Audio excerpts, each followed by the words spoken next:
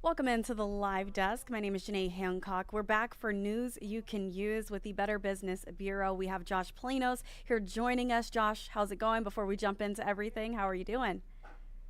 Doing great, Janae. How are you? Good and happy welcome to April. It is now April 1st. It seems like this year is just flying by. With it being April 1st, I know people have seen it all over social media and they're pretty used to this day. It's supposed to be a fun day of pranks with April Fool's Day, but a lot of people are falling victim to scams as well. I know the Better Business Bureau is warning people on what to look out for. So I do want you to just talk about those scams. Is it going to be phone calls or emails? What are you seeing more of, especially with this day?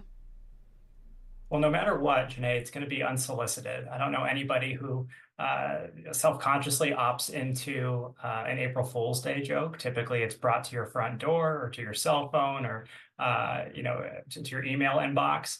We do see a variety of forms of communication involving April Fool's Day each and every year. And while this might have started as a holiday that really was intended to provide a kind of comedic aspect to the start of a month, there are a lot of things that really are truly not funny at all that happen to people on days like today, including things like imposter scams. So somebody pretending to be a utility service, someone pretending to be a brand that you trust and respect, someone pretending to put you into a situation that is disadvantageous to you and to your loved ones. So you want to make sure on days like April 1st that that communication is double checked, perhaps more so than on any other day of the calendar because of what this holiday sadly has morphed into for many consumers. And it's unfortunate because, this is supposed to be a day of fun. Like I said, I know my brother and I, we used to play around with it and change like alarm clocks and things like that. But now you really have to be on the lookout, especially with social media in this day of age. So I am seeing that a lot of brands also, people can, like you said, just kind of act like they are. I don't know, I don't know, but huge brands and sending you emails of that sort as well.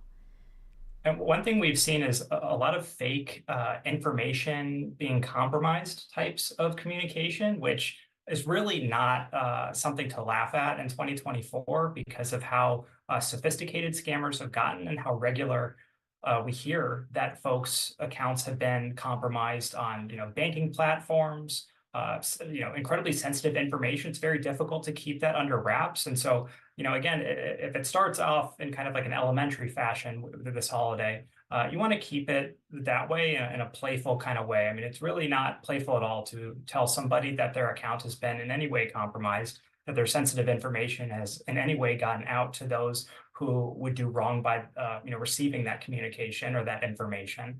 And you want to make sure that the holiday remains something that's joyful and entertaining, and not something that is predatory or something that creates stress and anxiety for your colleagues or for fellow community members.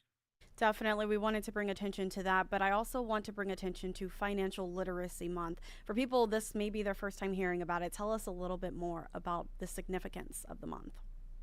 Yeah, so April is National Financial Literacy Month. It's a fantastic opportunity for everybody, young adults, seniors, you name it, to focus on their financial future and well-being. There are a lot of folks who graduate high school who are incredibly well-versed in math and English and science. Many more, though, are often ill-equipped with knowledge about finance. And that's really devastating, as those who have gone through that experience could attest, to not have an understanding of credit scores or working toward financial goals before sadly before you're behind the eight ball in terms of putting together those strategies. So this is really it's a broad month, it's a broad topic, but it covers a lot of different areas that involve things like budgeting, what you need to do to meet your financial goals, how to create some infrastructure for yourself such that you can work toward that financial future that you envision. But it's a fantastic opportunity to take part in webinars, to learn a little bit more, or even at the very least, to have a conversation with yourself about what financial decisions you make regularly and whether you can evaluate those such that you can maybe do them more efficiently moving forward. And recognizing the dangers of debt. I do want you to talk a little bit more about that, especially because we are 4 months into the year. So I think it is important that people take advantage of this month so the rest of the year goes smoothly for them. Yeah, Janae, stop me if you've heard this before, but when you get a credit card, sometimes people see that as a real opportunity to buy things, the latest, the greatest products that are out there. And while that's nice in theory, debt really quickly can spiral out of control. So taking the time to understand the terms of any loans, of any credit cards, rent to own or deferred payment options, we see that in everything from popular retailers to home improvement projects. You want to make sure that you're reviewing that information and understanding, say, your debt to income ratio before you just kind of lump sum approach with debt. Because while debt, might be advantageous at times, it has a habit of spiraling out of control. So do your due diligence, do a little bit of information on what's an appropriate amount of debt for you to carry given your monthly income and your future projects, and then make the best determination for yourself and for your loved ones. And it is never too late to take advantage and take control of your financial situation. Josh, before I let you go, I do want to just ask you if there's anything else you would like to add, whether it's about April Fool's Day scams or we're talking about Financial Literacy Month.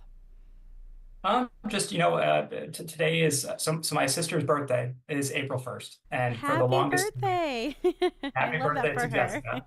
Yes, and we always treat this as an opportunity to play a joke on one another, but we also are sensitive to what is actually something that would be funny to that person. So at the very least, if you were just having that conversation with yourself, chances are you're probably going to walk away from putting someone into a bind or in an April Fool's kind of joke situation that really isn't funny for them. So take a breath. I know everybody wants to get their jokes off today, but you want to make sure that they are appropriate, respectable, and at the very least, not creating stress and anxiety for the other person.